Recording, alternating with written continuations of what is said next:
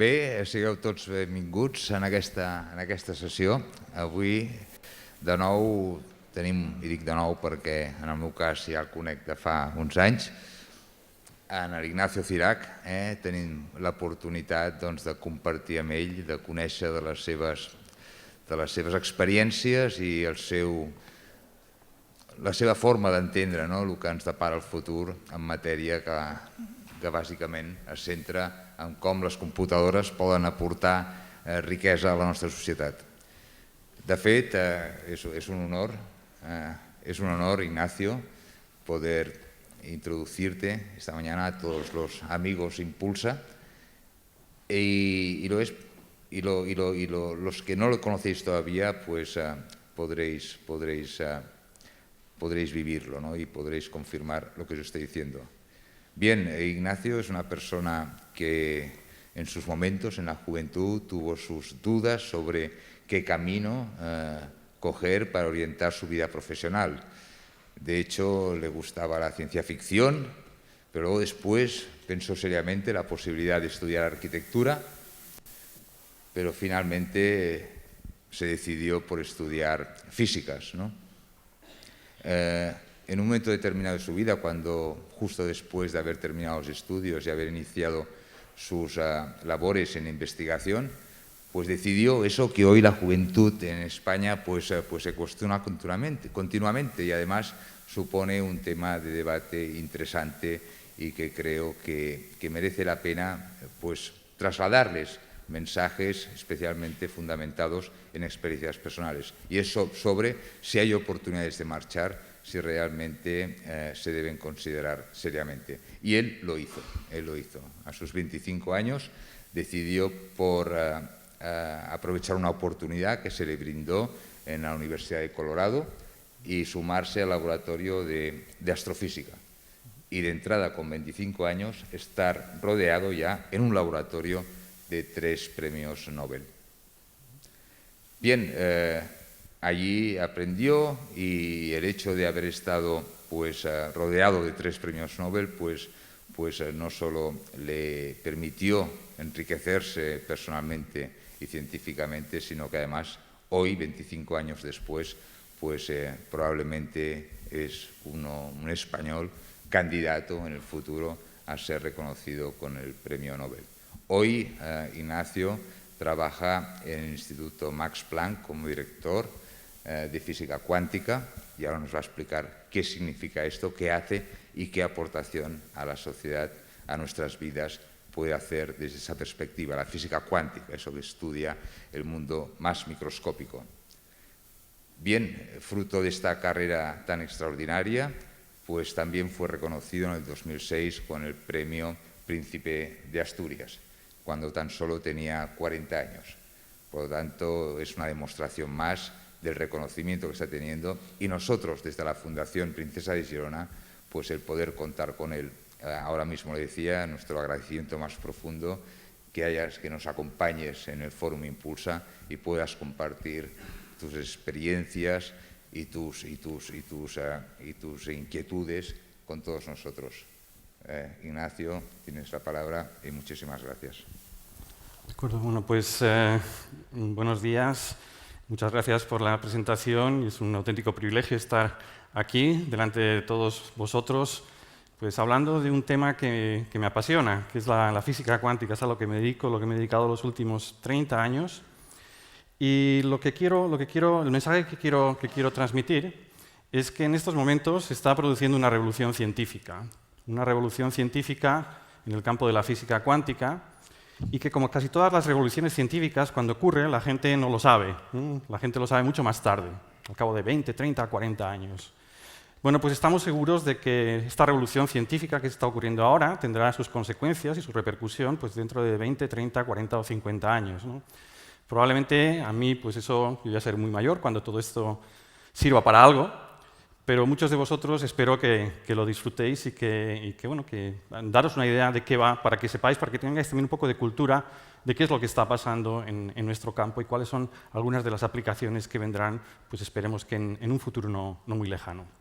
Voy a hablar de superordenadores, de ordenadores, superordenadores como este de aquí. Este es el superordenador Mare Nostrum, que está en Barcelona. Y como este, pues hay bastantes por el mundo y se dedican a hacer cálculos muy, muy complicados. Cálculos pues, que normalmente el usuario de ordenador no tiene por qué hacer, ¿no? Nosotros, cuando utilizamos nuestro ordenador en casa, pues escribimos correos electrónicos o pues, a lo mejor alguna carta. Y para eso, pues los ordenadores que tenemos hoy en día pues, nos bastan y nos sobran, ¿no? Sin embargo, hay algunos cálculos que hay que hacer que no se pueden hacer con los ordenadores personales. Y estos cálculos están relacionados, pues, por ejemplo, con la predicción del tiempo, ¿no? Para saber qué tiempo va a hacer mañana, pasado mañana, en una semana o 2 semanas. Son cálculos muy, muy complicados, de modelos muy complicados. O para, por ejemplo, estudiar reacciones químicas. Si uno quiere diseñar un fármaco, pues a veces se puede hacer simplemente pues, probando, pero también existen unas fórmulas que pueden predecir pues, si se va a producir ese fármaco, si va a tener las propiedades físicas y químicas que todos esperamos, y esas ecuaciones que hay que resolver para poder hacer estas predicciones son muy complicadas, y para eso pues, necesitan ordenadores como este. Y para muchos de esos cálculos, pues ni ordenadores como este funcionan. Son tan complicadas que no se pueden hacer ni con ordenadores como este. O también para el diseño de materiales, para estudiar, por ejemplo, cómo hacer que la electricidad pase por cables sin ninguna pérdida, ¿no? Cuando nosotros nos envían la electricidad a una central eléctrica y nos llega a nuestras casas, pues una parte importante se queda por el camino. Se calientan los cables, se produce calor y la electricidad, la energía que se transporta, se pierde. Hay materiales que no tienen pérdidas, los llamados superconductores, y el problema que tenemos con los superconductores es que solo funcionan a muy bajas temperaturas. Hay que enfriar mucho los cables para que no tengan pérdidas, y cuesta más enfriar los cables que lo que ganamos, ¿no? Al no haber pérdidas. Sin embargo, pues están intentando diseñar materiales que sean superconductores a más altas temperaturas para poderlos aprovechar. Y al estudiar estos materiales, pues también existen unas fórmulas que tenemos que resolver para poder ver cómo hacer que conduzcan la electricidad a más alta temperatura, y estas fórmulas pues intentan resolver con ordenadores de este estilo. Y hay incluso problemas en ese campo que no se pueden resolver ni con ordenadores con estos superordenadores. Bueno, estos ordenadores, estos superordenadores, han resultado una revolución que se ha producido de una manera continuada desde hace 30 o 40 años, ¿no? Si miramos una foto de un ordenador de hace 30 o 40 años, pues no tenía prácticamente nada que ver. Y eso se debió al descubrimiento del transistor, que es un elemento fundamental de los procesadores, que es donde se produce el proceso de la información que entra en los ordenadores. Y estos transistores, con el tiempo, se han ido desarrollando tecnológicamente, se han ido haciendo más y más pequeños, y al hacerlos más pequeños, pues ha hecho que estos ordenadores, y no solo estos, sino los ordenadores usuales, cada vez tengan más potencia. Pueden ir más rápido y a la vez pueden almacenar más datos. De hecho, existe la conocida ley de Moore, que es una ley experimental que nos dice que la velocidad de los ordenadores se va multiplicando por 2 cada 18 meses, y esto da lugar a una ley exponencial, ¿no? Al cabo de varios años pues hay un aumento en la velocidad que es enorme. Y de la misma forma, también el número de datos que se puede almacenar dentro de un ordenador también crece exponencialmente, algo que notamos, que hemos notado en los últimos 20 años los que hemos utilizado ordenadores. Y la razón de esto, la razón de esta ganancia exponencial, entre otras cosas, es precisamente por eso, porque estos pequeños transistores cada vez los estamos haciendo más pequeños. Disminuimos el tamaño de los transistores pues, un factor 2 cada 18 meses. Y al disminuirlos, podemos poner más transistores y, por lo tanto, podemos almacenar más datos, por un lado. Y, por otro lado, al disminuirlos, también los procesos en los cuales pues, la electricidad tiene que pasar de un sitio a otro para hacer una multiplicación o para algo, tienen que recorrer una distancia más pequeña y, por lo tanto, también son más rápidos. Por eso, la disminución de los transistores es esencial para que los ordenadores corran más rápido y que podamos construir los superordenadores de los que estaba hablando. Lo que pasa es que, como toda ley exponencial, tiene un límite, ¿no? Si cada vez los vamos haciendo más pequeños, más pequeños, más pequeños, más pequeños, pues habrá algún momento en que no los podremos hacer más pequeños.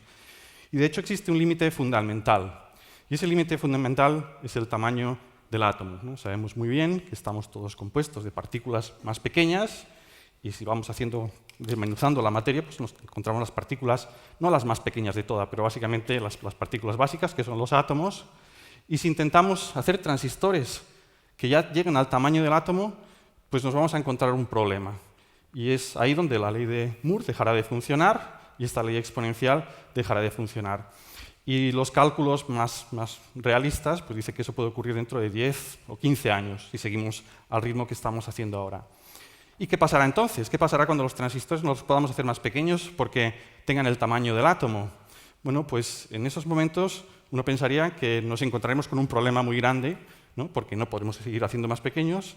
Sin embargo, lo que ocurre es todo lo contrario. Si llegamos a ese límite, nos vamos a encontrar con algo nuevo, nos vamos a encontrar con la física cuántica, la teoría de la física que describe ese mundo microscópico, y esa física cuántica nos da nuevas oportunidades, nuevas formas de hacer cálculo, y de eso es lo que voy a hablar, ¿no? De cómo, pues, tal vez dentro de 20, 30, 15 años, no sabemos muy bien cuándo, pues estos superordenadores estén basados en la física cuántica y las posibilidades de cálculo que nos puedan dar. De hecho, esto que acabo de comentar ya se sabía desde hace mucho tiempo. Hay un señor muy famoso, un físico muy famoso llamado Richard Feynman, que recibió el premio Nobel por el desarrollo de la electrodinámica cuántica, la física cuántica de la luz, que tiene una conferencia muy conocida en el año 59 en Caltech, que es muy conocida porque es cuando tuvo la visión sobre la nanotecnología. En la conferencia, la mayor parte de la conferencia dijo que si éramos capaces de dominar el mundo de lo más pequeño, pues podríamos almacenar más y más información y eso daría lugar a nuevas aplicaciones. Y en particular, pues dijo que él pensaba que dentro de un tiempo se podría escribir la enciclopedia británica encima de un alfiler. Y de hecho hoy se puede hacer. Pero si uno se va al final de su conferencia, se da cuenta que se pregunta, bueno, ¿y qué pasa cuando llegamos más allá? ¿Qué pasa cuando demos ese paso al cual ya empecemos a manejar átomos? Y lo que dijo, bueno, pues ahí nos encontramos con nuevas posibilidades. Las leyes a las que estamos acostumbrados dejan de ser ciertas, hay otras leyes de la naturaleza, y siempre que la humanidad se ha encontrado con nuevas leyes de la naturaleza, ha dado lugar a nuevas posibilidades. Se pueden hacer cosas que eran impensables anteriormente. Y eso es lo que dijo él, pues que seguramente dan lugar a aplicaciones más importantes. Y de hecho, cuando uno baja la escala, va haciendo las cosas más pequeñas y llega a la escala de los átomos y de las moléculas, pues estas leyes de la física, las leyes de la física cuántica, aparecen y aparecen fenómenos extraordinarios, extraños. Y son muy extraños porque no estamos acostumbrados a verlos. No ocurren en nuestro mundo macroscópico, pero sí que ocurren en ese mundo microscópico. Tan extraños como los siguientes, ¿no? Si los extrapolo y ocurriesen en el mundo macroscópico, pues lo que podría pasar es que una de esas partículas puede atravesar una pared, casi como si fuese un fantasma, ¿no? O sea, se puede poner en el mundo microscópico una pequeña pared, lo llamamos un potencial, se pone una partícula en un lado del potencial, se espera un rato y al otro lado aparece en el otro lado de la pared y no pasa por en medio. Es una propiedad extraña, es una propiedad que, bueno, se puede ver en películas de ciencia ficción, pero que en el mundo macroscópico no ocurre. Pero ese mundo microscópico sí que ocurre, ¿no? Es lo que llamamos el efecto túnel. O puede ocurrir que una partícula tenga dos propiedades a la vez al mismo tiempo. Esto lo comentaré más adelante, será la base de mi charla, lo explicaré un poco más adelante, pero si extrapolásemos al mundo macroscópico en el que vivimos, querría decir que podíamos tener un gato que está vivo y muerto a la vez, el famoso gato de Schrödinger.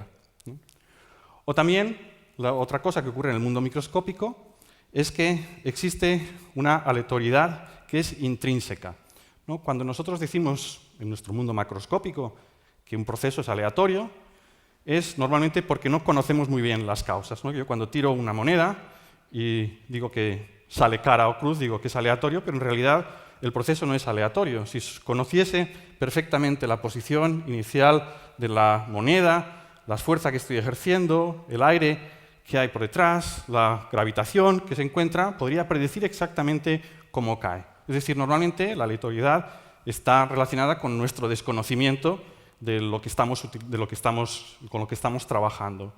Bueno, pues la física cuántica dice que existe en ese mundo microscópico algo que es intrínsecamente aleatorio, es decir, que es imposible predecir, incluso en principio, ¿no?, qué es lo que va a ocurrir. Y no solo eso, bueno, por ejemplo, si tirase un dado, pues en ese mundo microscópico y sale un 5, sería imposible predecir ¿no? La física cuántica no permite predecir que iba a salir un 5 de antemano. Pero no solo eso, ocurren cosas más curiosas. Y ocurren que también, si lo extrapolan al mundo macroscópico, uno puede tirar dos dados, uno aquí y otro en Las Vegas, y que el resultado de aquí sea aleatorio, por ejemplo, un 5, y que el resultado en Las Vegas sea exactamente el mismo, el 5. Es decir, que tiramos dos dados en dos sitios y el resultado es el mismo en los dos sitios, pero aleatorio.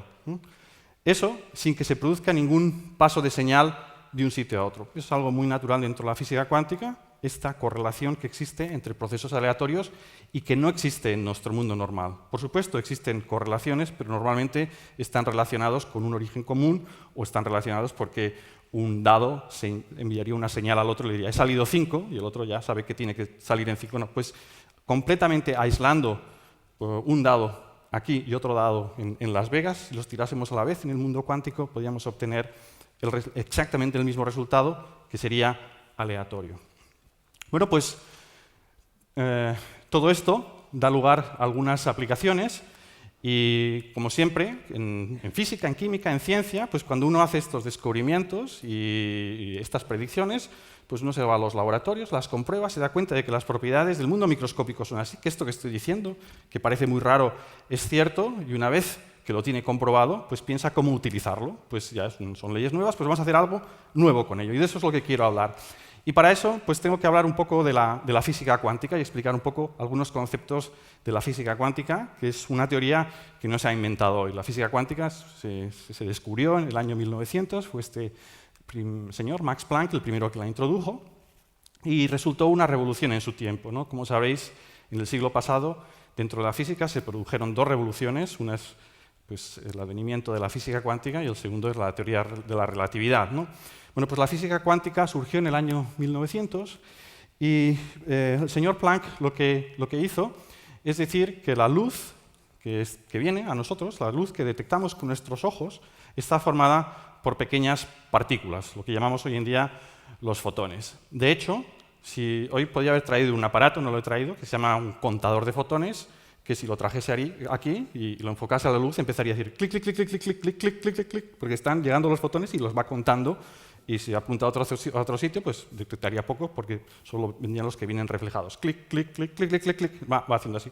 Hoy no hay duda de que la luz está formada por estos fotones, pero en el año 1900 había esto fue una auténtica revolución. Y la razón es que en los últimos 200 años anteriores se había llegado a la conclusión que la luz estaba formada por ondas, que la luz no se comportaba como pequeñas bolitas, sino que se comportaba como las olas del mar. Y había muchos experimentos que lo confirmaban. Sin embargo, había otros experimentos que no se podían explicar con esta teoría de la luz. De hecho, un experimento que se hacía por aquel entonces es calentar un hierro y calentarlo mucho, de tal forma que se ponga al rojo vivo, se pone de color rojo, ¿no? Esto lo hemos visto todos. Y si lo calentamos un poco más, pues se pone de color azul. Y lo que querían predecir es qué color tendría dependiendo de la temperatura. Y con las teorías que existían hasta entonces no había forma de predecir el color. Y no solo eso, sino que daban cosas absurdas. Daban que tendría que salían infinitos por todas partes, y el señor Planck, para curar todas esas teorías y para poder describir pues, por qué se ponen rojos, ¿no?, los metales al calentarlos, pues tuvo que introducir la existencia de los fotones, ¿no? Y es algo pues, que él llamó un acto de desesperación, ¿no?, porque rompía con 200 años de las creencias de que la luz está formada por ondas electromagnéticas. Bueno, pues después de esta introducción del fotón, pues otros científicos se fueron dando cuenta de que otros experimentos que no se podían explicar se explicaban con la existencia de los fotones, ¿no? Pues Einstein, Bohr, otra gente, bueno, pues fueron viendo que, de hecho, pues las partículas, la luz se comportaba como compuesta de pequeñas canicas, y de hecho, pues otros se dieron cuenta que lo que pensábamos que eran canicas, que eran pequeñas partículas, se comportaban también como luz, como ondas. De hecho, los átomos, los electrones, las moléculas se comportaban como luz. Y esto que era una teoría pues, que explicaba a veces un experimento y otro experimento y otro experimento, pues en los años 30 dio lugar a la física cuántica. Pues estos dos señores, Schrödinger y Heisenberg, se sentaron, Schrödinger se fue 6 meses a una cabaña en los Alpes y Heisenberg pues, estuvo viajando por Europa y sacaron una teoría deductiva, es decir, una fórmula a partir de la cual se podían deducir pues, todas las propiedades de los materiales y se podía deducir todo lo demás. Es la teoría que hoy conocemos y que luego fue extendida por Dirac para el caso relativista, de teorías relativistas. Bueno, y esa teoría era muy potente porque nos da una explicación de lo que estamos hechos. Nos dice pues, que la materia está formada por moléculas, esas moléculas están formadas cada una de ellas por átomos, esos átomos están formados también por otras partículas más pequeñas, que son los electrones y los núcleos, que los núcleos están formados por otras partículas más pequeñas, los neutrones y los protones, que los neutrones y los protones están formados por quarks, ¿no? Que hay bosones de Higgs, etcétera, etcétera. Es una teoría que entendemos muy bien y es una teoría que nos explica pues, qué es lo que pasa cuando nos vamos al mundo más microscópico. Pero además de darnos respuestas a preguntas pues, esenciales en la vida, ha dado lugar a una revolución tecnológica. De hecho, pues, la existencia de conductores, de reacciones nucleares, de láseres, de la electrónica y todo esto se basa en el descubrimiento de la física cuántica. Es decir, algo que empezó como una teoría muy fundamental para explicar algunos experimentos y para explicar un poco de qué estamos hechos, pues hoy se dice que es responsable del 35% de los aparatos que utilizan la sociedad hoy en día. Sin embargo, en aquellas épocas, cuando se descubrieron cuando se realizaron y se desarrollaron estas teorías, había un punto misterioso. Para poder explicar todos los experimentos, estas teorías que habían hecho Schrödinger y Heisenberg tienen unas predicciones muy raras, muy extraordinarias. Y de hecho, pues es bien conocido que Einstein tiene la frase conocida, ¿no? Que dijo, estoy convencido de que él no juega a los dados, diciendo que no podía ser, que esta teoría de la física cuántica tenía que ser una teoría estadística, pero que no podría estar bien. Y el problema que tenían es que por aquel entonces se aplicaba a muchas partículas, ¿no? Cuando uno quería describir un sólido, un trozo de material, y decía que estaba hecho por átomos, bueno, pues aplicaba esa teoría a muchos átomos y daba un resultado, y ese es el que se confirmaba con los experimentos.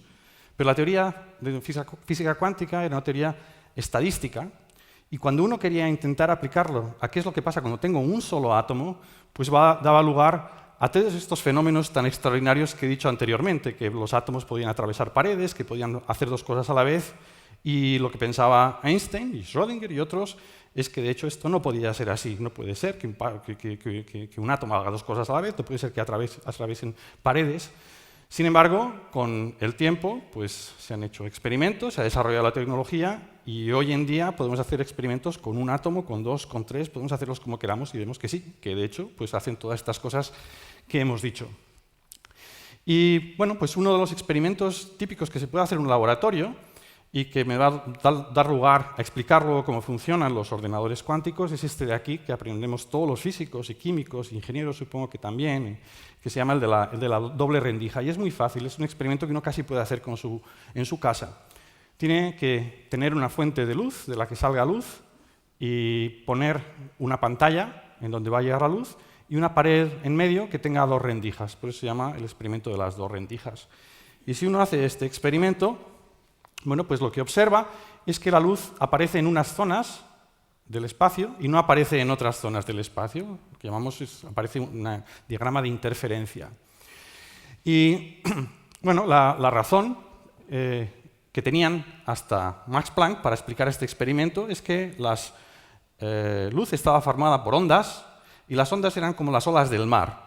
Entonces uno puede pensar que aquí sale una ola del mar y parte de la ola pasa por la izquierda, parte de la ola pasa por la derecha, se forman olas secundarias que surgen de aquí, y ahora estas ondas se propagan y cuando llegan a un punto de la pantalla, pues a veces llega la cresta de la ola proveniente de un lado con la cresta de la ola proveniente del otro lado y por lo tanto llega ahí mucha ola, no llega mucha agua, llega mucha luz. Sin embargo, en otros sitios pues se llega el valle de la ola con el valle de la ola y ahí llega menos luz. Y bueno, pues aquí, pues como la distancia entre el punto y los dos orígenes es distinto, pues según nos vamos moviendo, pues a veces llegan cresta con cresta, cresta con valle, valle con valle, y por eso se produce este diagrama de interferencia. Esto es lo que había convencido, de hecho, esos 200 años antes de que la luz estaba formada por ondas electromagnéticas, porque este fenómeno se explicaba pues, como las olas, ¿no? Sin embargo, ahora ya estaba convencido todos los científicos de que la luz estaba formada como partículas. Entonces, ¿cómo podemos explicar este experimento si realmente lo que está ocurriendo es que están saliendo bolitas de ahí? Bueno, pues en principio uno pensaría que habrá alguna de estas bolitas, uno de estos fotones, que pasará por el lado izquierdo y por lo tanto aparecerá en esta zona de aquí, y otras de las bolitas aparecerán en el lado derecho, así que uno esperaría que si hiciese este experimento y la luz está formada por canicas, tendrían que aparecer dos manchas, una un poco más a la izquierda y otra más a la derecha. Sin embargo, no se produce esto, se producen estas franjas de interferencia. ¿Qué es lo que pasa ahí? Bueno, pues uno puede decir, pero pues a lo mejor estas bolitas empujan las unas a las otras y entonces por eso se producen, pues que aparecen en unos sitios y en otros sitios no aparece. Bueno, pues los experimentos se pueden hacer con un solo fotón cada vez, es decir, enviando un fotón, esperando a que llegue a la pantalla, enviando el siguiente, de tal forma que no haya nunca dos fotones, por lo tanto no se pueden empujar. Con lo cual, no es posible esa explicación. Y uno puede buscar todas las explicaciones posibles y se da cuenta de que la única forma de explicar este experimento es que cada uno de estos fotones haya pasado por los dos agujeros a la vez. Es un poco esta situación, ¿no? Que vemos un experimento y no tenemos el resultado del experimento y no tenemos explicación de ello.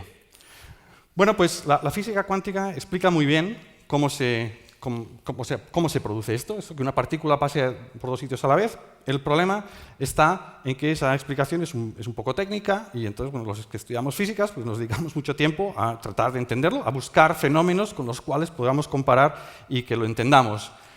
Y bueno, aquí no me va a dar tiempo, así que voy a explicar una versión muy light, que hay que coger con pinzas, ¿no?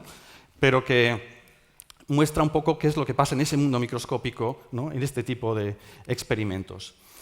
Y bueno, pues para ello voy a contar una película, que es una película alemana, se llama Lola rennt, Lola corre, y va de un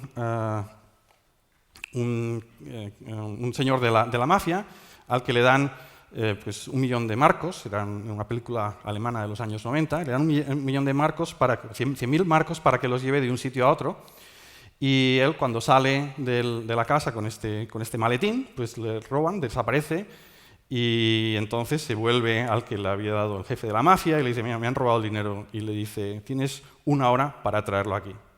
Y entonces él se va a su casa corriendo y llama a su novia, que era Lola, y le dice, Lola, rennt, Lola, corre, ¿no?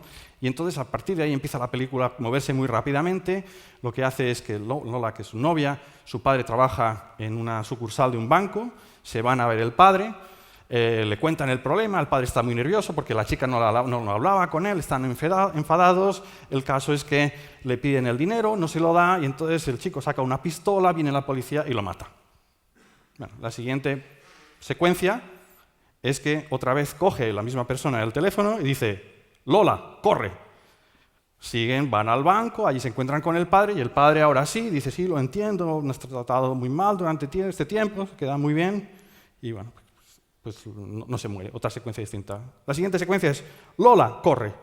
Y otra. O sea, lo que estaba pasando ahí es que estaban como en mundos paralelos, están en el mismo lugar y en el mismo tiempo, pasando varias cosas a la vez, ¿no? Lo que en las películas de ciencia ficción llaman mundos paralelos. Bueno, pues esa es la explicación que da a nivel microscópico la física cuántica de cómo se producen estos experimentos. Lo que dice la física cuántica es que en ese mundo microscópico, y es muy importante el decir que eso solo ocurre en ese mundo microscópico, no nos ocurre a nosotros, y entendemos muy bien por qué no nos ocurre a nosotros, pues en ese mundo microscópico, pues digamos que en un universo la partícula pasa por la izquierda, en otro universo pasa por la derecha, y los dos universos están coexistiendo a la vez. Y luego las leyes de la física cuántica nos dicen que cuando esos dos universos de alguna forma llegan a la pantalla, pues cómo se comportan para que aparezcan las franjas o no aparezcan las franjas. Pero es muy importante esto, ¿no? Es decir, si yo pregunto por dónde ha pasado la partícula, pues tendría que decir ha pasado por los dos sitios a la vez, ¿no? Porque se ha desdoblado su vida, y esa vida pues en un universo ha pasado por un sitio y en otro universo ha pasado por otro sitio. Por supuesto, estas son las cosas que no les gustaban a Schrödinger y a Heisenberg, sí, pero a Einstein, ¿no? Y de hecho, pues Schrödinger, un poco para decir, bueno, pues si eso es posible, pues en principio también sería posible tener un gato vivo o muerto a la vez, que es la paradoja, ¿no?, del gato de Schrödinger. Pero bien, esto es algo que parece muy raro, pero de hecho existe posibilidad de verificar experimentalmente. Se puede verificar realmente que existe, esto lo llamamos técnicamente superposición, es decir, que una partícula haga dos cosas a la vez, en un universo haga una cosa, en otro universo haga otra cosa. La única condición para que puedan existir estos dos universos a la vez es que no observemos, porque la física cuántica nos dice que en cuanto observamos, entonces los dos universos desaparecen y se queda uno solo. ¿Y cuál se queda de los dos? Bueno, pues eso es aleatorio. Y es ahí donde entra la aleatoriedad de la física cuántica. Dice que no hay forma de predecir qué es lo que va a pasar cuando realizamos esta medida. Y es lo que no le gustaba, sobre todo, a Einstein. Bueno, yo supongo que los que no hayan estado expuestos a este tipo de ejemplos, pues les parecerá muy extraño lo que estoy diciendo, ¿no?, que una partícula pueda pasar por dos sitios a la vez. Y de hecho, yo tenía una abuela que venía de Galicia y era una persona pues tenía 3 hermanos y era la mayor de todas ellas, y en Galicia pues cuando eras mayor tenías que encargarte de todos los hermanos, así que pues, pude ir justo al colegio. Pero yo cuando estaba haciendo mi tesis doctoral sobre estos temas, pues le conté un día lo que estaba haciendo, le conté esto, lo del gato y todo esto, y mi abuela, pues la mujer me dijo, oye, esto es interesantísimo, pero no se lo digas a nadie.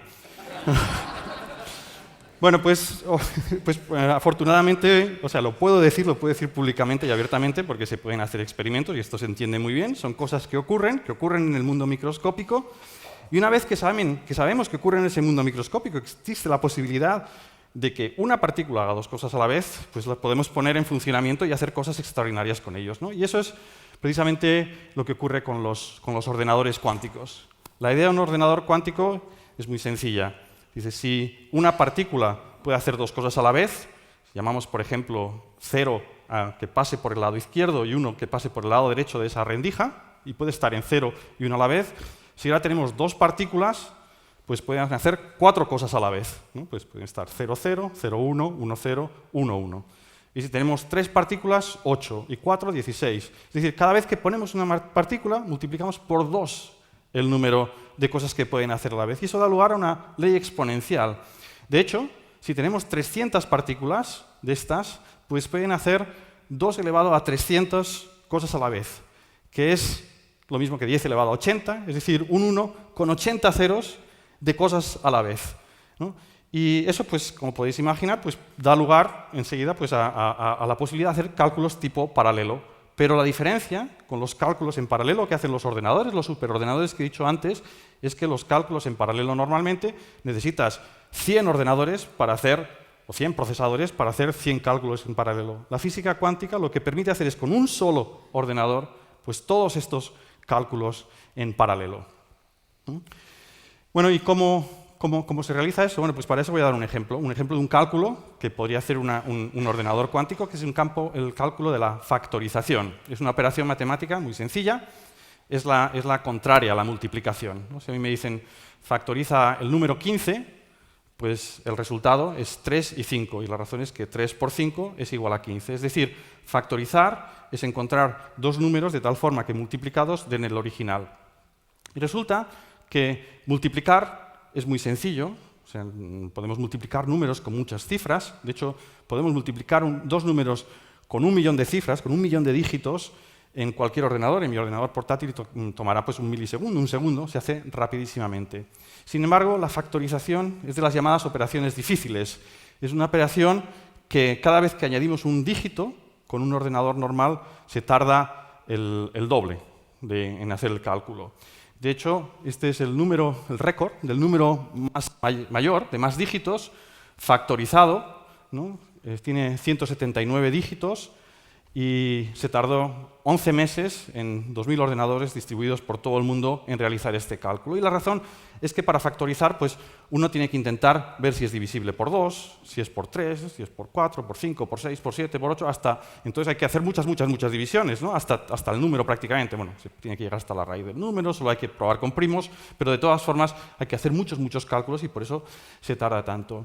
Bueno, pues bien, un ordenador cuántico, este mismo problema, lo podría hacer de una manera muchísimo más rápida. Multiplicar, factorizar un número como este no tardaría nada, y si tuviésemos un número de 1 millón de dígitos, pues tampoco tardaría tanto. Le costaría tanto como a un ordenador usual multiplicar. Y la razón es porque, como puede hacer estos cálculos en paralelo, lo que se puede hacer es que en uno de estos, entre comillas, universos, intente dividir el número por 2, en otro que lo intente dividir por 3, en otro que lo intente dividir por 4, por 5, por 6, todos ellos en paralelo, y al final el algoritmo encuentra una forma de saber dónde la división ha sido exacta, ha dado un resto cero, y por lo tanto encuentra los factores, ¿no? Este es uno de los ejemplos donde se puede utilizar.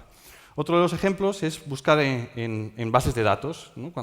Ahora ya no las hay, ¿no? Pero cuando yo tenía 15 o 20 años, cuando querías llamar a un amigo, tenías que ir al listín telefónico, que era un libro en Madrid, un libro así de gordo, y a veces, pues bueno, es muy fácil encontrar. Te decía, mi amigo se llama Martínez, te ibas a la mitad del libro, y bueno, ibas a la mitad de la mitad, la mitad de la mitad, y enseguida encontrabas el número de teléfono de una persona. Pero si a ti te daban un número de teléfono y te decían, oye, ¿este número de teléfono de quién es? Y tenías que buscar de qué persona le pertenece ese número de teléfono, es mucho más complicado, ¿no? Porque había que ir, como no están ordenados, pues hay que ir uno por uno buscando. Bueno, pues es otro trabajo típico para un ordenador cuántico, porque un ordenador cuántico puede buscar en estas superposiciones, en estos universos, en paralelo, y puede encontrar el resultado de manera mucho más rápida. Otra de las aplicaciones, tal vez la más importante de todas ellas, están relacionadas con la simulación. He dicho antes que los superordenadores, donde se necesitan cálculos rápidos, no es en casa, sino se utilizan pues, cuando hay que hacer tareas relacionadas pues, con el diseño de materiales, el estudio de reacciones químicas, etcétera, etcétera.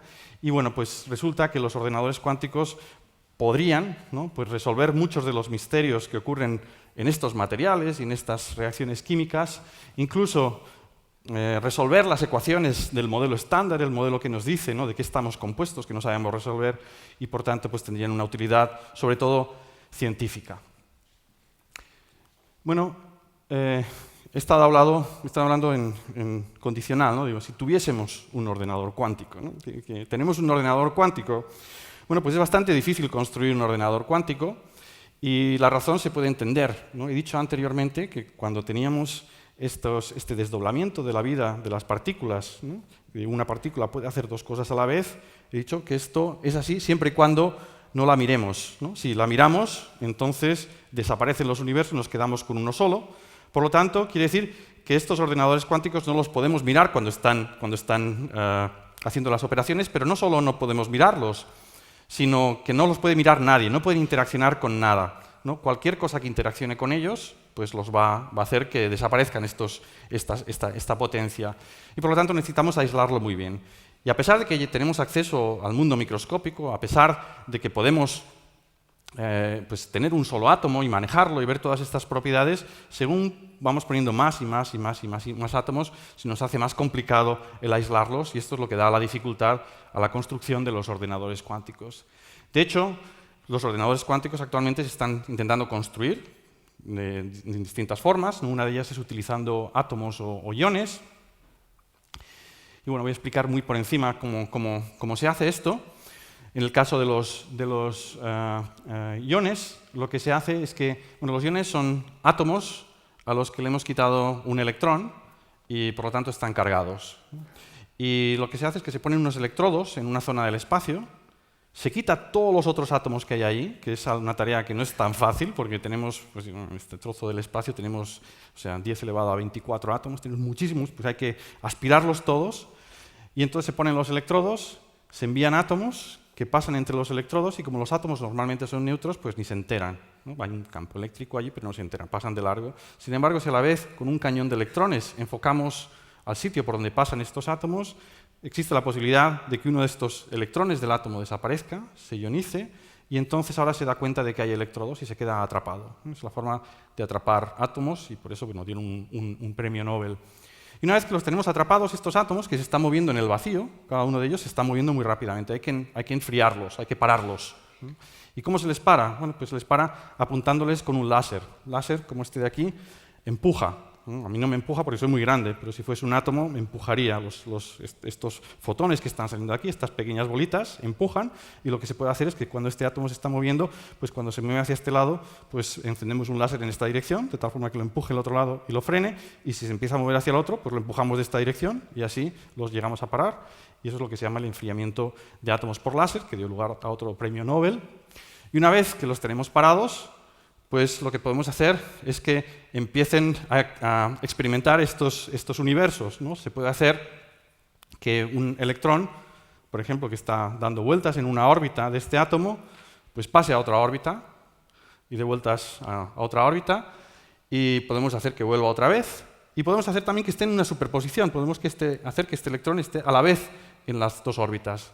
Normalmente no utilizamos las órbitas de los átomos, sino que utilizamos una propiedad parecida que se llama spin, que uno se puede imaginar que es como rota ese electrón. Los electrones se comportan como unos imanes, ¿no? Y si apuntan para arriba, pues decimos que tenemos el spin para arriba, y si apunta al polo norte para abajo, decimos que está para abajo. Y lo que podemos hacer con esos electrones de los átomos es que apunten a la vez para arriba y para abajo. Los podemos tener estas superposiciones. Y una vez tenemos eso, lo hacemos con muchos átomos y empezamos a hacer la computación cuántica con todos ellos, ¿no? Bueno, pues hoy en día tenemos varios prototipos de ordenadores cuánticos. Se han construido, el récord está ya en, creo que son 18 de estos iones. Es decir, podemos crear 18, aislarlos bien y hacer computaciones cuánticas. Es decir, se pueden factorizar números, se pueden hacer. Lo que pasa que todavía los números que podemos factorizar con este número de átomos son muy pequeños y los podemos factorizar con un ordenador usual. Pero bueno, se están desarrollando y vamos a ver hasta dónde podemos llegar. Existe otra tecnología que es muy prometedora, que está basada en superconductores, de hecho, y que está avanzando mucho últimamente. El récord tiene 8 de estos bits cuánticos que se llaman, en el caso de los superconductores. Y lo que ha ocurrido durante el último año es que ya empresas, ¿no? Pues, se han dedicado ya a invertir en este tipo de investigación, ¿no? Hay empresas como Google, pues, que ha declarado que han hecho una gran inversión en la computación cuántica, IBM, Microsoft y otras de ellas. Así que es posible que ya este campo de la computación cuántica pues, ya pase de lo que somos los investigadores básicos, ¿no? A los ingenieros y a gente pues, para que lo desarrolle. Pero aún así yo creo que va a tardar mucho tiempo tardaremos mucho tiempo en tener uno de estos ordenadores cuánticos que pueda realizar todas estas tareas que promete. Bueno, esto es un laboratorio típico, ¿no? Donde se construyen estos ordenadores cuánticos. Son laboratorios enormes, bueno, pues como una cuarta parte de este salón, y está lleno de láseres y es terrible, ¿no? Y cuesta mucho dinero, cuesta millones de dólares, pues crear uno de estos pequeños ordenadores cuánticos con 18 iones o 18 bits cuánticos, y uno se podía pensar, bueno, y cuando tengamos un ordenador cuántico de 1000 o 10.000 o 100.000 de estos iones, ¿cómo va a ser? ¿Va a ser como un edificio entero? Bueno, pues lo que podemos hacer para hacer predicciones, cómo será el ordenador cuántico del futuro, es mirar, echar la vista atrás y ver cómo eran los ordenadores, cómo pensaban que iban a ser los ordenadores hace 50 años, ¿no? Cuando habían creado los primeros ordenadores. Y uno se puede ir a Internet y puede ver fotos, ¿no? De aquella época, y esta es una de ellas, ¿no? Dice, esto sería, bueno, no se puede leer, pero esto es un ordenador como se pensaba en el año 40 y algo, ¿no? Que serían los ordenadores del futuro, y se puede ver pues, que acertaron que tendría que tener un monitor, ¿no? Que tendría que tener un teclado, algo parecido. Lo que no sé es para qué sería esta manivela de aquí. Bueno, pues una vez estaba dando una conferencia, parecida a la que estoy dando hoy, enseñé esta misma fotografía, y alguien después de mi charla me dijo, oye, que esta fotografía es falsa, que la utiliza todo el mundo para decir que sí, que los ordenadores se pensaban que iban a ser pues, muy distintos a lo que son, y es falsa. Y de hecho, buscando en Internet, pues uno puede ver que es un submarino nuclear, y de hecho, esta fotografía ganó un concurso de Photoshop. Aún así, el mensaje que quería dar sigue ahí. Hay otras muestras, ¿no? De que la gente se pensaba, hay declaraciones, está publicado, pues que la gente se pensaba que los ordenadores que tenemos hoy en día pues, no iban a ser como los que tenemos hoy, ¿no? Pues, se pensaba que a lo mejor podían pesar menos que 15 toneladas, o que existe razón para que la gente quiera ordenadores personales. Y probablemente pues, algo parecido esperamos que ocurra con los ordenadores cuánticos, ¿no? De la misma forma que los transistores cambiaron esta forma de ver las cosas, ¿no? Y dieron lugar a toda la revolución que tenemos hoy en día, pues esperamos que aparte de la investigación que hacemos para construir los ordenadores como los queremos construir, ¿no? Que está costando y va a tardar mucho tiempo, pues que a lo mejor existe un transistor cuántico, ¿no? Que dé la revolución y nos permita entrar en el mundo de la física cuántica. Bueno, pues por ahora el mensaje es positivo por un lado, ¿no? Dominar el mundo microscópico pues nos enseña muchas cosas, nos ve fenómenos, nos da lugar a fenómenos extraordinarios, fenómenos que incluso no tengo tiempo de hablar aquí, pero que un poco chocan más la filosofía que la física, ¿no? Cómo puede pasar que ocurran dos cosas a la vez, cosas de este estilo, y que bueno, prometen tener aplicaciones, pero esta, de la que he hablado hasta ahora, pues parece un poco lejana. Se me ha olvidado decir que hay unos ordenadores cuánticos especializados, los llamados simuladores cuánticos, que no pueden resolver problemas generales, sino que resuelven problemas concretos, problemas relacionados con la simulación de materiales, y eso sí van a llegar anteriormente. De hecho, ya se ha hecho la primera simulación cuántica de un proceso dentro de un material que no se puede analizar con ordenadores usuales ni con superordenadores, y esto probablemente llegue antes. Pero no quiero cambiar un poco de tercio y decir que, bueno, que este mundo, las propiedades del mundo microscópico, estas propiedades extraordinarias, pues no solo se pueden utilizar en el mundo de la informática, se pueden utilizar también en otros campos. Y uno de ellos es en el campo de la comunicación. No, la comunicación secreta, la criptografía, es una ciencia, ¿no? Que lleva muchos años, ¿no? Se conoce que pues, los antiguos espartanos pues, se comunicaban los unos a los otros, pues, utilizando criptografía. Lo que hacían es que los jefes de la tribu tenían un palo con cierto diámetro y lo que hacían es que envolvían el cinturón en el palo, le daban vueltas y entonces, una vez que estaba envuelto, escribían de manera vertical el mensaje, de tal forma que cuando lo desenrollaban, entonces las letras no aparecían en el orden y no se podía leer. Eso se le daba al mensajero, el mensajero se iba corriendo y si alguien lo paraba por en medio, lo interceptaba, pues no podía descifrar el mensaje porque parecían letras que estaban escritas de manera aleatoria. Sin embargo, cuando llegaban al destinatario del mensaje, esa persona tenía exactamente un palo con el mismo grosor, con el mismo diámetro, y lo que hacía es que lo enrollaba otra vez, y una vez enrollado podía leer el mensaje. Bueno, esto es un método de criptografía antigua, y no es muy seguro, como os podéis imaginar. Con el tiempo se han desarrollado otros métodos de criptografía, y el que utilizamos actualmente, el que utilizáis cuando compráis por Internet, está basado en un método, RSA, que tampoco tengo tiempo de explicar, pero lo que utiliza es el hecho de que la persona que envía el mensaje y la que recibe el mensaje, para poder encriptarlo, lo que hacen es una multiplicación. O sea, básicamente cogen el mensaje, lo transforman en números, cogen otro número y lo multiplican. Y eso se envía a través de la fibra óptica o del cable, y eso va al receptor, y el receptor, para poder descifrarlo, lo que tiene que hacer es otra multiplicación. Realiza otra multiplicación, y entonces de ahí le da otro número, y ese número pues al final es el mensaje que tiene. Y están diseñados de tal forma que si alguien quiere interceptar el mensaje, alguien no autorizado quiere interceptar ese mensaje, lo que tiene que hacer es factorizar ese número. Pero como he dicho anteriormente, factorizar es muy complicado. Si ese número tiene más de 200 dígitos, no hay forma que ningún ordenador lo pueda factorizar. Y, de hecho, la seguridad de las transmisiones secretas que utilizamos en todas partes está basada en el hecho de que factorizar es muy complicado. Así que, en primer lugar, si construyésemos un ordenador cuántico, pues a partir de entonces todas las comunicaciones secretas dejarían de ser secretas, y de ahí que en cuanto surgió la idea de los ordenadores cuánticos, los primeros interesados en saber de qué va eso y los primeros inversores en construir un ordenador cuántico han sido la NSA y agencias de seguridad americanas, ¿no? Porque les interesa todo este tema. Bueno, ¿quiere decir eso que si construimos un ordenador cuántico ya no podemos comprar por Internet? Bueno, pues no, porque la física cuántica da también una solución para enviar mensajes secretos. También utilizando una de estas propiedades extraordinarias de la física cuántica, se pueden enviar mensajes secretos. Y simplemente se puede hacer con aquello que he contado de los dados, de que existen resultados aleatorios, pero que están correlacionados. Hay una forma de utilizar esa propiedad de tal forma que la información que uno quiere enviar desaparezca de un sitio y sin pasar por en medio le llega al otro. Es decir, la información desaparece de un sitio y aparece en el otro sitio sin pasar por en medio, con lo cual eso no puede ser interceptado y es una forma segura entonces de realizar comunicación. Bueno, pues esto que he comentado, que se llama criptografía cuántica, es algo que ya existe del orden de 10 o 15 empresas por todo el mundo que venden sistemas criptográficos, Magic Q, Hewlett Packard, Quantic, y ya se han hecho las primeras transacciones, incluso bancarias, ¿no?, utilizando este método.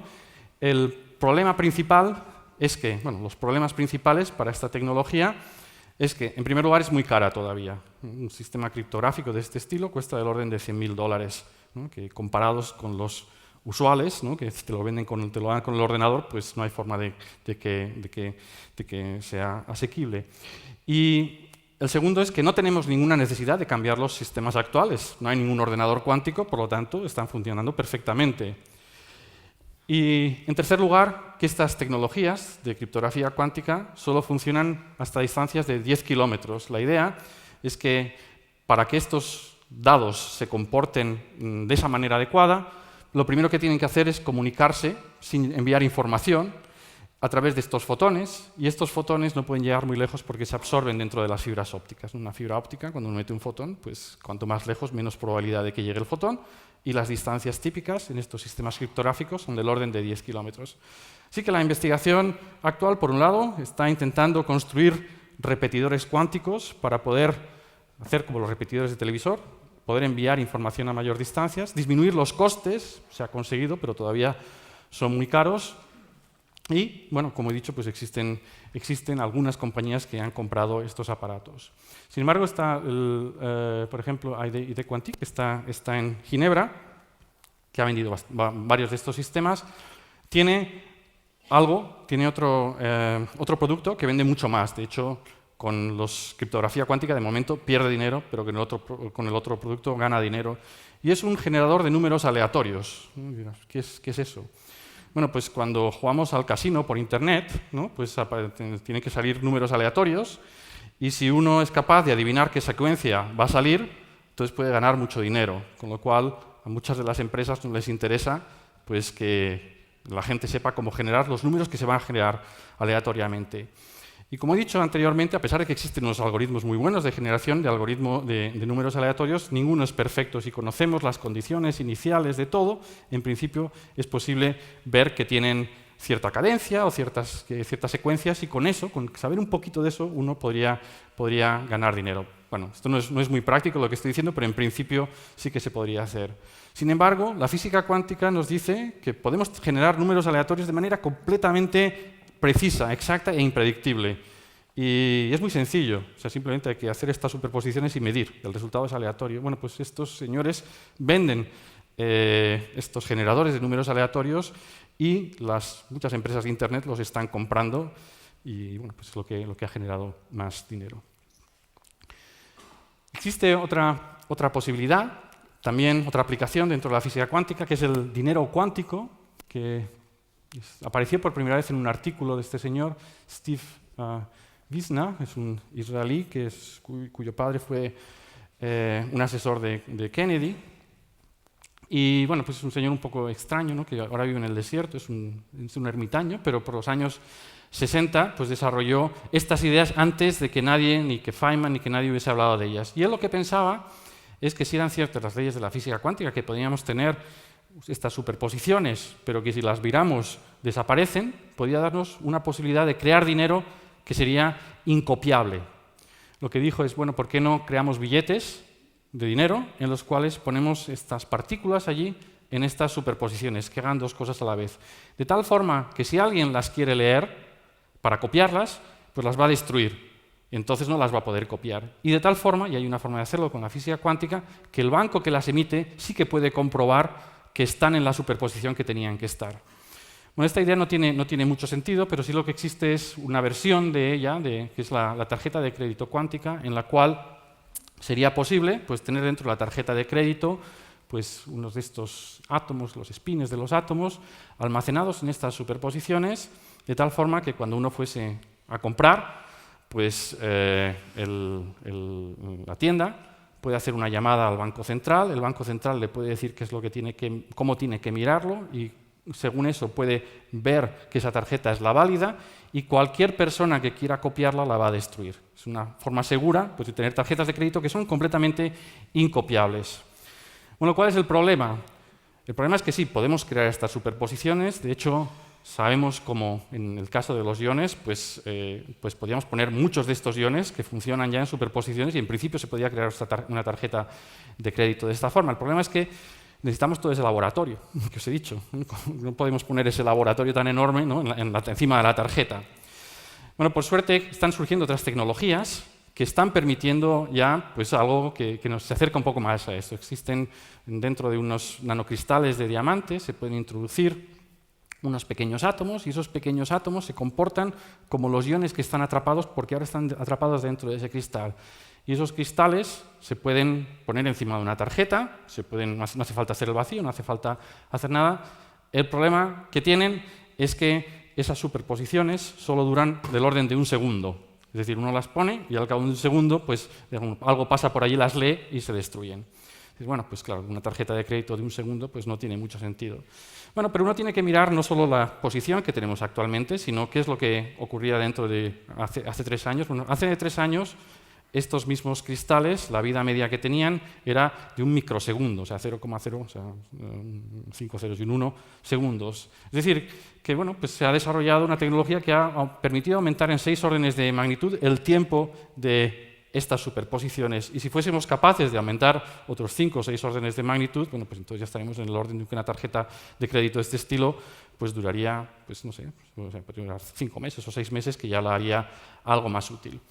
Bueno, lo que quiero decir es lo que había dicho precisamente al principio, ¿no? Que tenemos estas leyes en el mundo microscópico, sabemos que existen y son extraordinarias, no ocurren en nuestro mundo y por lo tanto nos dan lugar a situaciones extraordinarias y probablemente a aplicaciones extraordinarias, ¿no?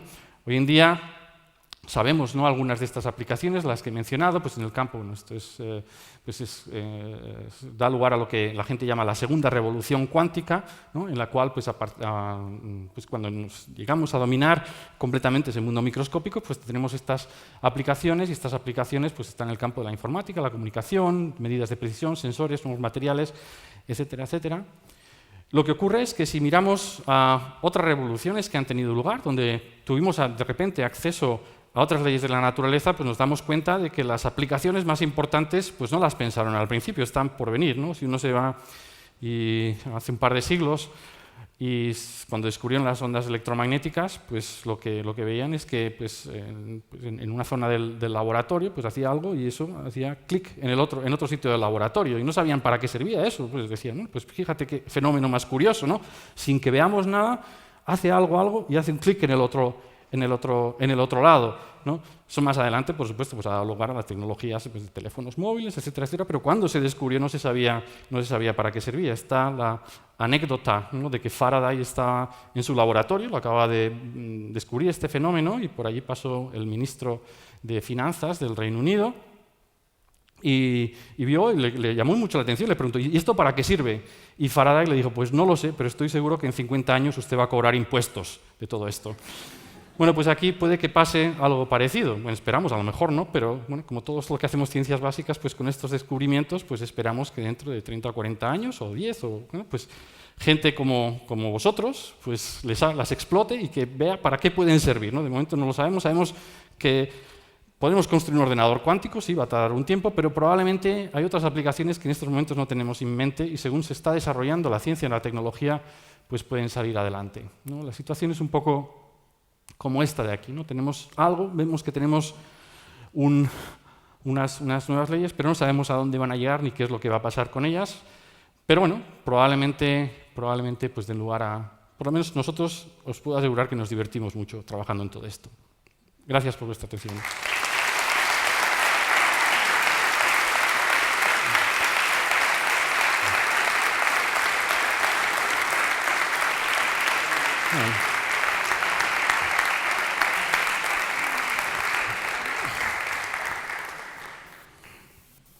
Muchas gracias, Ignacio. Sin comentarios por mi parte. No me atrevo. Bien, bueno, tenéis la oportunidad, ¿no?, de dirigir a Ignacio cualquier pregunta, cualquier opinión que os haya merecido esta brillante presentación. Disponemos de micrófonos.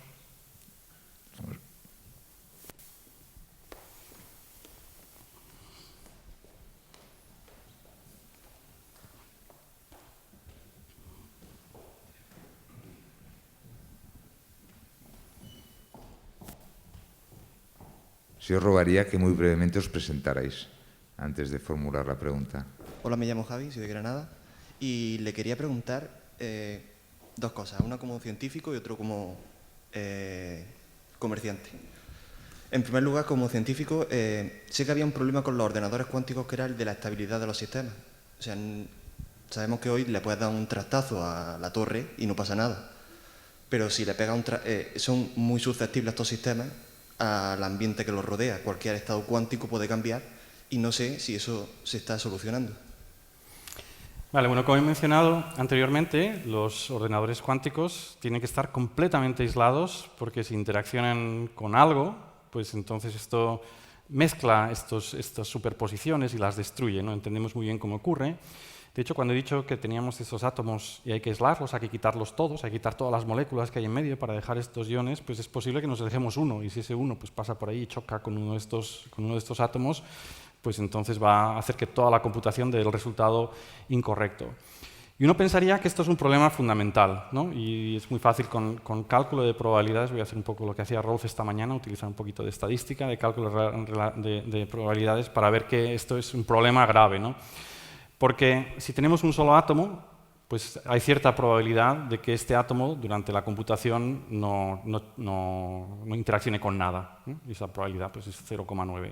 Si tenemos dos átomos, la probabilidad de que ninguno de los dos interaccione con nada es la probabilidad de que no interaccione con el primero ni con el segundo. Es el producto de las probabilidades, 0,9 al cuadrado, si la probabilidad es 0,9. Con 3 es 0,9 al cubo. Con 4, 0,9 a la cuarta. Hay una ley exponencial también. La probabilidad de que no ocurra esto, ni esto, ni esto es el producto de las probabilidades. Eso da una ley exponencial y, de hecho, si uno se queda ahí, eso quitaría toda la potencia a los ordenadores cuánticos. Lo que ganas exponencialmente con estos mundos paralelos, lo pierdes con este cálculo de probabilidades.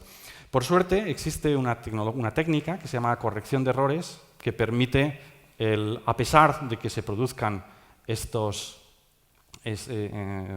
choques con las moléculas, estos errores, que se puedan corregir. Y pasa lo mismo en los ordenadores clásicos. Lo que pasa en los ordenadores usuales, pues en los primeros sí que se utilizaba, pero no hace falta, ¿no? La idea es que si yo quiero almacenar un bit de información, o sea, 0 o un 1, y tengo cierta probabilidad de que en el tiempo en el que lo quiero almacenar haya un flip, cambie de sentido, lo que puedo hacer es poner 3, por ejemplo, de estos bits. Y si quiero almacenar 0, pues pongo los 3 en 0, y si quiero almacenar el 1, pongo los 3 en 1. De tal forma que lo que puedo hacer es medir continuamente, y en cuanto vea que uno ha hecho un flip, pues como los otros dos están todavía bien, pues lo corrijo. Eso se llama la detección y corrección de errores. Y eso permite pues, comunicarnos con el espacio y cuando en la atmósfera pasan los datos, pues que se puedan corregir. Bueno, pues en el mundo de la física cuántica se puede hacer algo muy parecido, se llama técnicas de corrección de errores. Y lo único que hay que conseguir es que la probabilidad de que se produzca uno de estos fenómenos que no queremos, uno de estos errores, sea menor que un número determinado, es un threshold, un umbral. Y bueno, pues se está más o menos cerca de ese umbral, pero una vez que se consiga eso, pues los ordenadores cuánticos serán tan robustos como los ordenadores clásicos. Hola, sí. Como comerciante, en un mercado en el que está dominado todo por, bueno, casi todos los grandes negocios lo llevan ingenieros, economistas, ¿qué nicho de mercado podría haber para un joven físico emprendedor en este campo, pero a pequeña escala? O sea, algún sistema que se pudiera desarrollar sin necesidad de hacer grandes laboratorios ni nada. Bueno, todo lo relacionado con la criptografía cuántica es muy sencilla. Los precios están sobredimensionados. Al final, estos sistemas de criptografía pues, requieren unas fibras ópticas y unos generadores de fotones que se pueden comprar básicamente. O sea que realmente yo creo que en este campo sí que existe la posibilidad.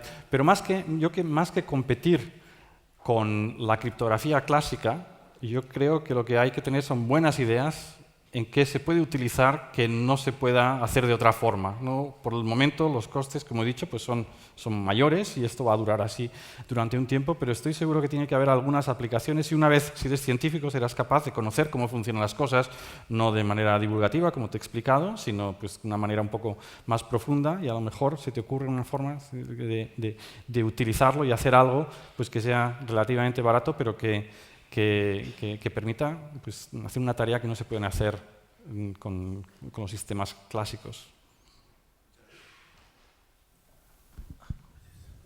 Sí, soy Josep María Gañet, empresario, ingeniero, me dedico también a la divulgación. Me ha interesado mucho la conferencia, me tiene fascinado toda esta parte, especialmente el fenómeno del coupling, ¿no? Que usted ha hablado un poco, por el que una partícula está hermanada, no sé si es este el término, con otra, que podía estar en la otra punta del universo, cambias el estado de una y automáticamente cambia el estado de la otra.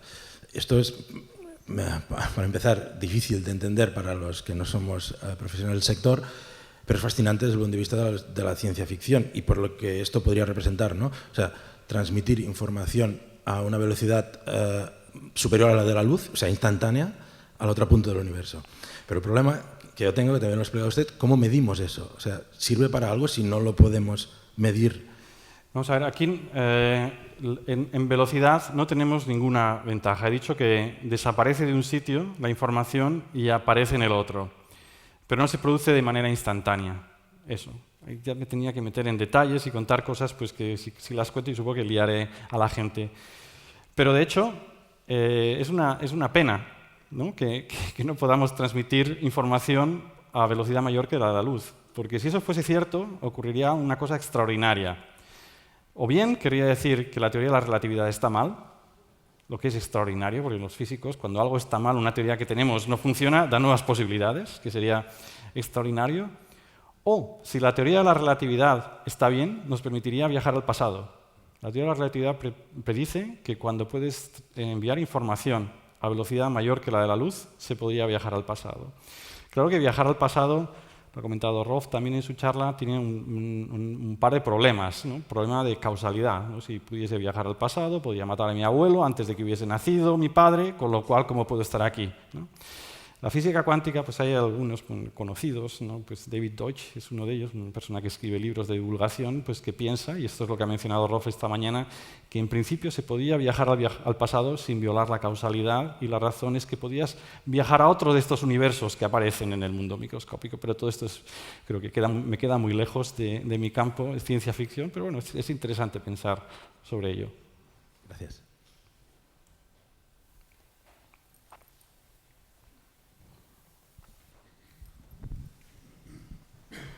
Hola, soy Alex de Barcelona y me gustaría preguntarte qué opinión tienes de los intentos de aplicar las teorías de la física cuántica a cuestiones del día a día de las personas, tipo, me ha venido la teoría de Garnier, ¿no? Del desdoblamiento del tiempo.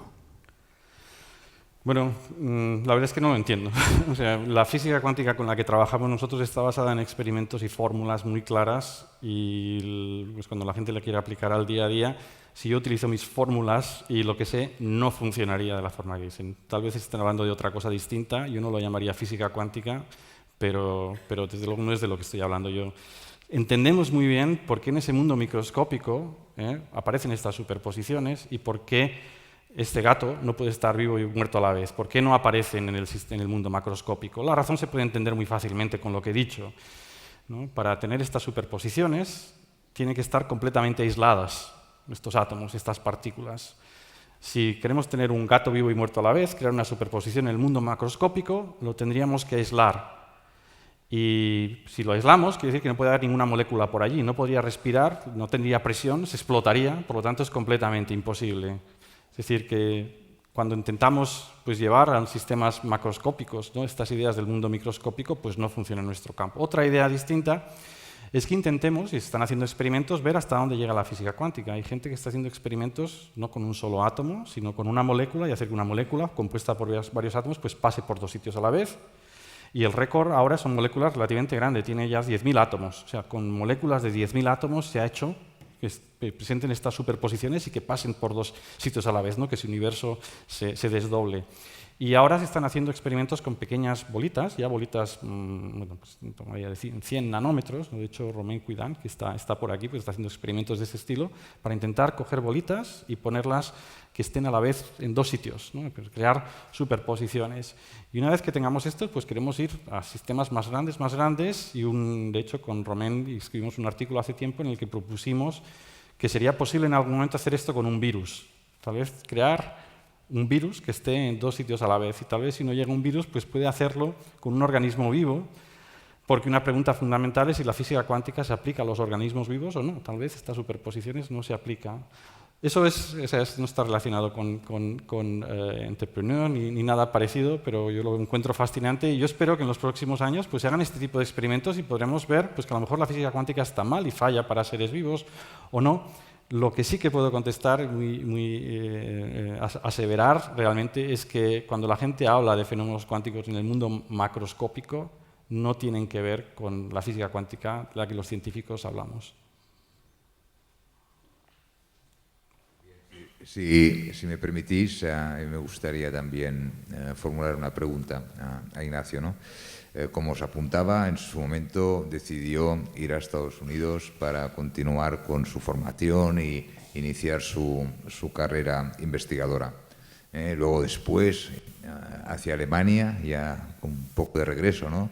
Y dirigiendo el Instituto Max Planck tan brillantemente. La buena noticia es de que desde hace un tiempo ya estableció una colaboración estrecha, muy estrecha, con el Instituto de Ciencias Fotónicas, con el ICFO, ¿no? En Barcelona, Castelldefels, Barcelona. Eso quiere decir que estás regresando. ¿Piensas de que aquí podrías tener, aquí en España, un entorno que te permitiera continuar con este tipo de investigaciones y, por lo tanto, pudiéramos tener esta posibilidad, ¿no? de que te plantearas en su momento un posible regreso?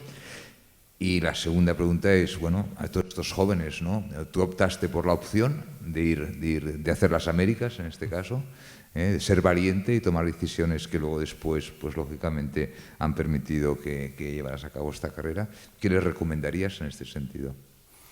Con respecto a la primera pregunta, en estos momentos yo creo que no va a poder ser que vuelva a España. Una de las razones fundamentales es que, bueno, yo tengo una familia en Alemania y en el sitio donde estoy muy bien.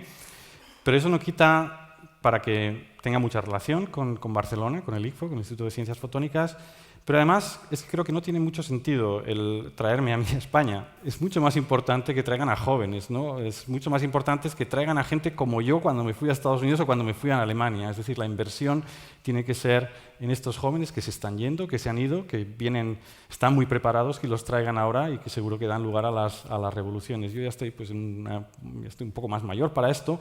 Yo creo que es mucho más eficiente y mucho más útil pues, que se identifiquen estos jóvenes y que se traigan. Y en cuanto al consejo, yo creo que los jóvenes que están aquí necesitan pocos consejos de este estilo. Saben muy bien lo bueno que es salirte de tu entorno, irte fuera de tu país, estarte un tiempo, sobre todo porque te dan lugar pues, a aprender nuevas técnicas. En mi campo pues, pues tuve la suerte de estar rodeado de premios Nobel y ver pues, otro mundo completamente distinto al que estaba acostumbrado. Aprender pues, otras culturas y también pues, el relacionarte y hacer un networking con gente que está en otros países, que es muy útil. Pero eso lo sabe muy bien y de hecho pues, ha habido un cambio extraordinario, ¿no? Entre lo que pasaba cuando yo me fui, pues no era de los primeros, pero por aquella época no se iba tanto al extranjero y ahora pues, todos estos chicos pues, se van a hacer sus negocios o sus estudios al extranjero y eso es fantástico. Es bueno que luego, o sea, que el flujo se produzca en las dos direcciones, que no sean solo que se van todos, ¿no? Sino que también vengan aquí gente a aprender, porque en España pues, sabemos muchas cosas y se hacen muy bien. Sí, Ignacio, un placer escucharte. Yo te quería preguntar, primero la pregunta que ha hecho Tony ahora mismo sobre los jóvenes, ¿qué les recomendarías? Con lo cual te agradezco lo que has dicho. Y segundo, ¿cómo funciona en tu visión, y que lo conoces bien por tu experiencia en Alemania, en Austria, que has contado, en Estados Unidos, ¿no? ¿Cómo financiamos la investigación básica, que es tan importante, y luego pasamos eso a la investigación práctica, la técnica, ¿no? Que decías que Google, IBM y otros están ahora invirtiendo en estos ordenadores, ¿no? Pues que han costado un montón de dinero que no hubiera sido posible probablemente que lo invirtieran las compañías desde el principio, ¿no? Y ese equilibrio que es tan importante, ¿cómo lo hacemos, ¿no? Eso es. Bueno, yo tengo la experiencia, yo conozco bien los casos de Estados Unidos y sobre todo el de Alemania y Austria, que es donde he vivido.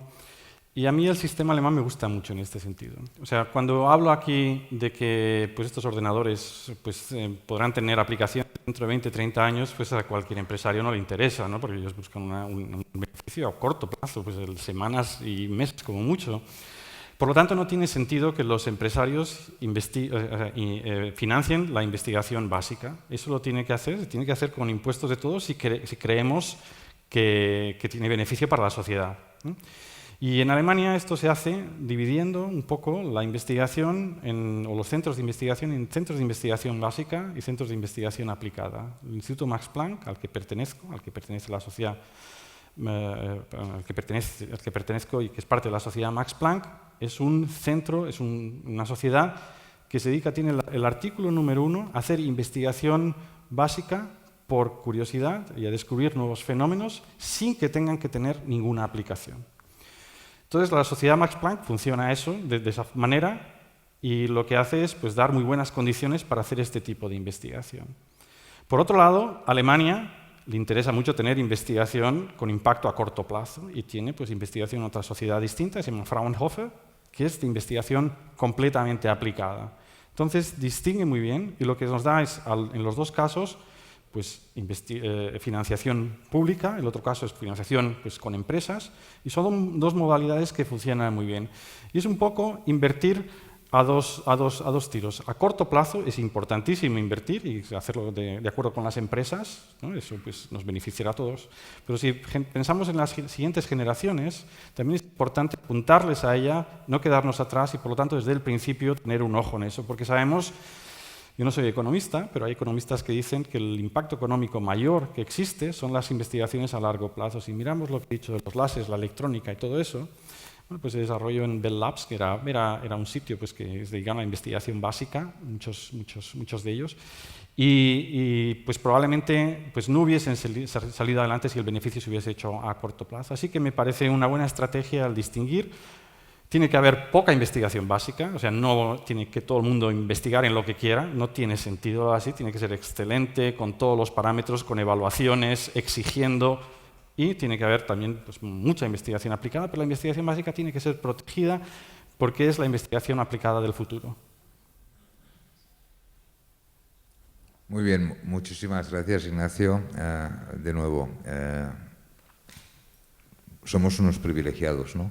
Haber podido disfrutar de tu presencia aquí y de la charla que nos has brindado ha estado extraordinario.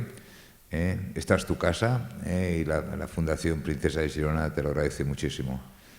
Puedes contar con nosotros para todo aquello que precisaras. Muchas gracias y muchas gracias a todos vosotros por vuestra asistencia.